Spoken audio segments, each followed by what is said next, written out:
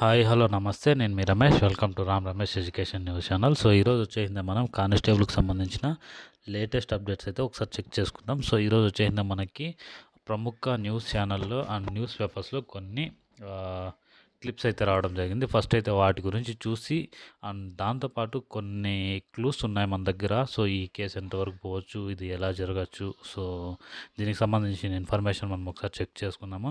And ఫస్ట్గా ఎవరైతే మన ఛానల్ కొత్తగా విజిట్ చేసిన వారందరూ కూడా తప్పకుండా లైక్, షేర్ అండ్ సబ్స్క్రైబ్ చేసుకోండి. సో దానివల్ల నేను చేసే వీడియోస్ మొత్తం మీకు నోటిఫికేషన్ రూపంలో రావడం జరుగుతుంది.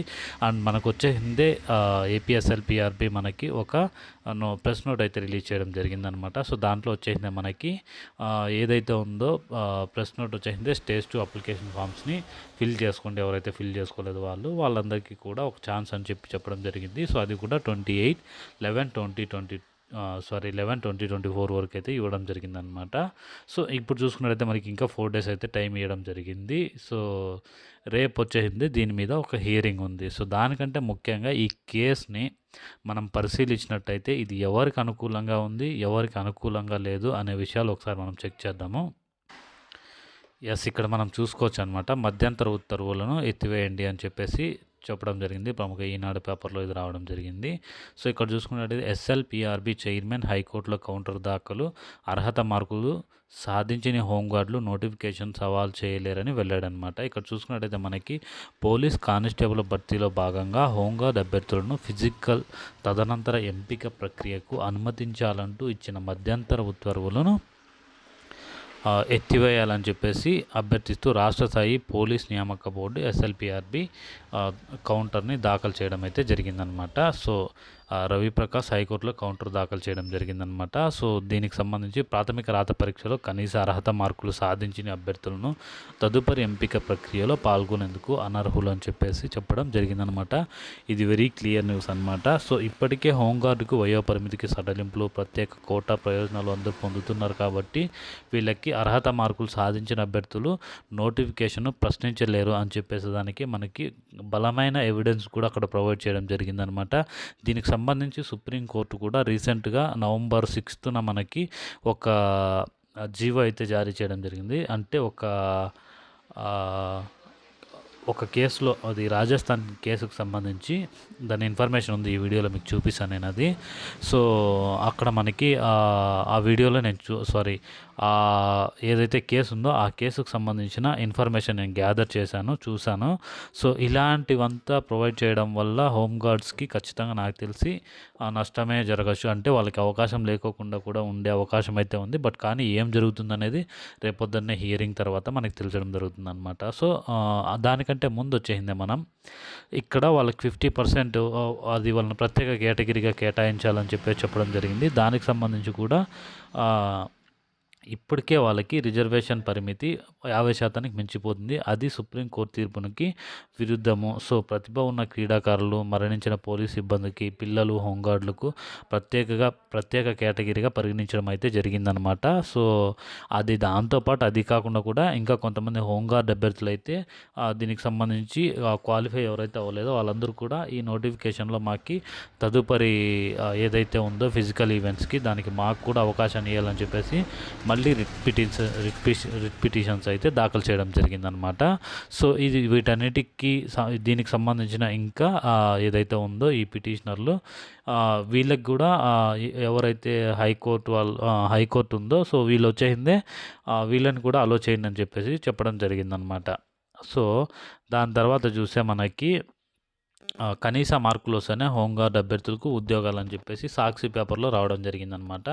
ఇది మీరు బాగా క్లియర్గా చూడొచ్చు అనమాట. హైకోర్టులో పోలీస్ నియామక బోర్డు చైర్మన్ రవిప్రకాష్ కౌంటర్ అని చెప్పేసి ఇవ్వడం జరిగింది.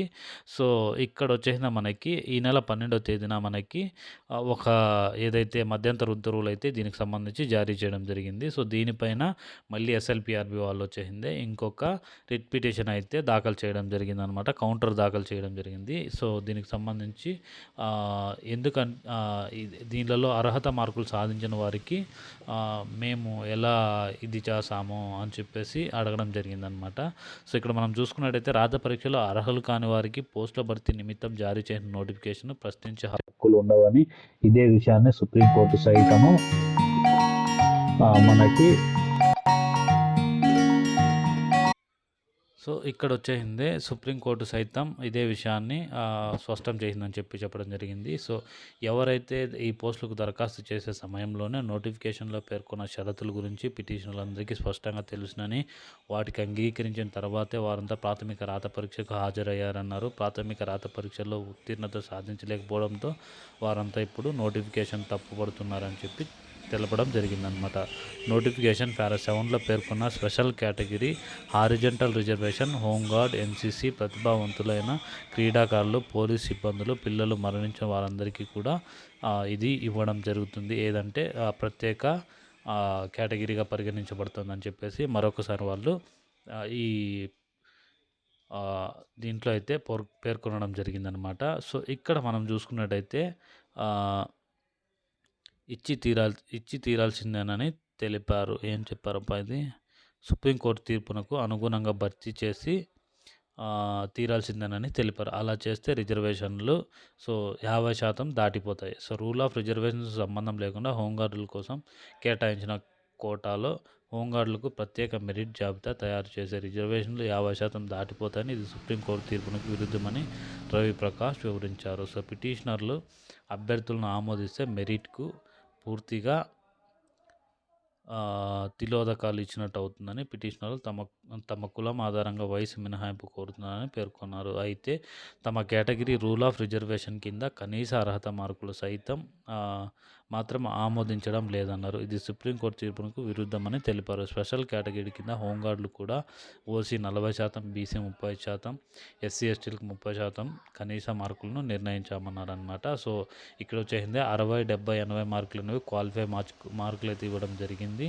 సో దీనికి సంబంధించిన ఏదైతే ఉందో ఈ రిజర్వేషన్ అమలు పరుస్తూ మళ్ళీ వీళ్ళకి సపరేట్గా వాళ్ళని ప్రత్యేక కేటగిరీగా పరిగణించాలంటే వాళ్ళకి 50% దాటిపోతుంది కాబట్టి అది సుప్రీంకోర్టు నిబంధనలకు వ్యతిరేకం అని చెప్పేసి చెప్పడం జరిగిందనమాట. సో ఇక్కడ మళ్ళీ ఆంధ్రజ్యోతిలో కూడా సేమ్ ఇదే మార్క్స్ అయితే ఏదైతే మనం మాట్లాడుకున్నామో దీని గురించి ఇవ్వడం జరిగింది. అండ్ ఇది నేను చెప్పాను కదా రాజస్థాన్కి సంబంధించి. సో ఇక్కడ చూడండి, అర్హత ప్రమాణాలను మధ్యలో మార్చలేరని చెప్పేసి ఇవ్వడం జరిగిందనమాట. ప్రభుత్వ ఉద్యోగ నియామక ప్రక్రియ సుప్రీంకోర్టు తీర్పు ముందుగా చెప్పకుండా రూల్స్ మార్చడానికి వీల్లేదన్న ధర్మాసనం అనమాట. సో ఇది నోటిఫికేషన్లో ఏదైతే ఉంటుందో దేని గురించి అయితే డిస్కషన్ చేసింటారో అవి మాత్రమే ఫాలో అవ్వాల్సి ఉంటుంది. మధ్యలో వాటిని మార్చడానికి రూల్ ఆఫ్ లా దీన్ని యాక్సెప్ట్ చేయదు అని చెప్పేసి చెప్పడం జరిగిందనమాట. సో ఈ ఒక్క పాయింట్ వల్ల ఖచ్చితంగా మనకి నోటిఫికేషన్ హోంగార్డ్స్కి వ్యతిరేకమైతే అవ్వచ్చు అని నేను అయితే అనుకుంటున్నాను. సో ఇక్కడ చూడవచ్చు మనకి వెరీ క్లియర్గా ఉంది. ఉద్యోగాల భర్తీ నిబంధనలను మధ్యలో మార్చకూడదు. రాజ్యాంగ ధర్మాసనం తీర్పు వెలువరించింది. ఉద్యోగాల భర్తీ నిబంధనలను పారదర్శకంగా, నిజాయితీగా సమానత్వ హక్కు గురించి వివరించే రాజ్యాంగంలోనే 14వ అధికారానికి అనుగుణంగా ఉండాలని ఏకీగ్రవంగా తెలిపింది. సో ధర్మాసనం తరపున జస్టిస్ మిశ్రా ఈ తీర్పును చదివారు. ఆట మధ్యలో రూల్స్ మార్చకూడదని ధర్మాసనం వ్యాఖ్యానించింది. ఉద్యోగాల ప్రకటన జారీ చేసినప్పటి నుంచే నియామక ప్రక్రియ మొదలవుతుంది. పోస్టుల భర్తీలో ముగుస్తుందని చెప్పేసి ఇక్కడ వెరీ క్లియర్గా ఇవ్వడం జరిగింది. అసలు ఈ కేసు ఎవరేశారంటే రాజస్థాన్ హైకోర్టులో 13 అనువాదక పోస్టుల భర్తీ కోసం నోటిఫికేషన్ వెలువడింది. తొలుత రాతి పరీక్ష ఉంటుందని, అందులో ఉత్తీర్ణత సాధించిన వారికి వ్యక్తిగత ఇంటర్వ్యూలు నిర్వహించడం ద్వారా మెరిట్ని తీసుకుంటామని చెప్పేసి అక్కడ నియామక ప్రక్రియ ముగుస్తుందని నోటిఫికేషన్లో పేర్కొంది. సో ఆ పరీక్షకు 21 మంది అభ్యర్థులు హాజరయ్యారు. అందులో 3 ఉద్యోగాలను 3కి ఎంపిక చేశారు. కనీసం 75 మార్కులు సాధించిన అభ్యర్థులకు ఉద్యోగాలను ఎంపిక చేశామని హైకోర్టు తన ప్రకటనలో స్పష్టం చేసింది. నోటిఫికేషన్లో 75% మార్కులు తప్పనిసరిగా అనే విషయాన్ని ప్రస్తావించలేదని, నిబంధనలను సవరించి ఆ తర్వాత ఆ 3 ఉద్యోగాలు ఎంపిక చేశారని మిగిలిన అభ్యర్థులు ఆరోపించారు.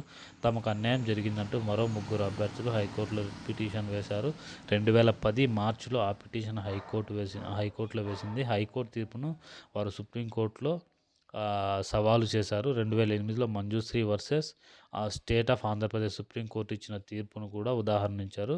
ఈ నిబంధనలు మధ్యలో మార్చలేమంటూ ఆ కేసులో త్రిసభ్య ధర్మాసనం ఇచ్చిన తీర్పును ప్రస్తావించారు. ఇదే సమయంలో హర్యానానికి చెందిన మరో కేసులో తగినంత మంది అర్హులు లేనప్పుడు ఎవరైతే